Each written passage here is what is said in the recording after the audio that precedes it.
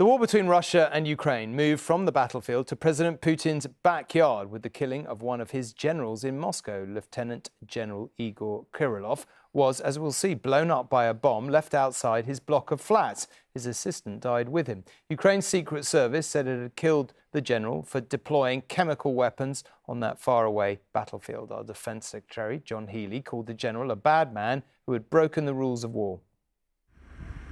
A man alleged to have been responsible for countless deaths on the battlefield, to have ordered the use of chemical weapons against Ukrainians, lies dead on a snowy Moscow street. This video shows an electric scooter apparently abandoned outside General Igor Kirillov's apartment block. As he and an aide stepped out this morning, a Ukrainian operative triggered a blinding flash, around 300 grams of explosives. There will be no mourning his death in Kiev or the West. This was a bad man. We have evidence, and the Russians have admitted that he and his unit were responsible for the deployment of chemical weapons on the battlefield. And indeed, as a government in October, we sanctioned him and his unit for exactly that.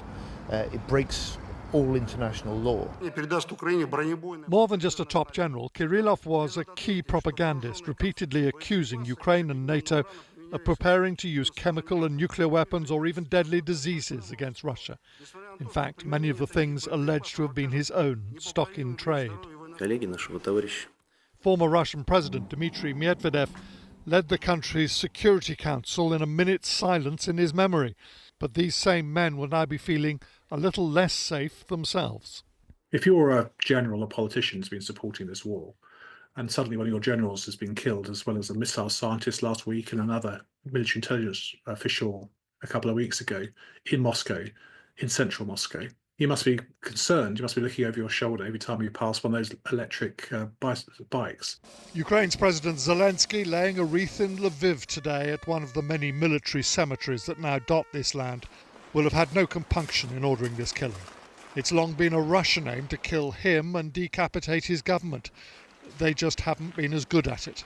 It's a good signal to all those war criminals wearing the uniform in Russian army that they may be targeted and hunted down by Ukrainian special forces, even in Moscow, in the most secure, most protected place in Russia. In their humiliation, the Russians are crying terrorism and promising retaliation. What form that will take is hard to know, given that for 2.5 years Russia has thrown pretty much everything in its arsenal at Ukraine. But they will want to save face because this is unquestionably a defeat. James Mates, News at 10.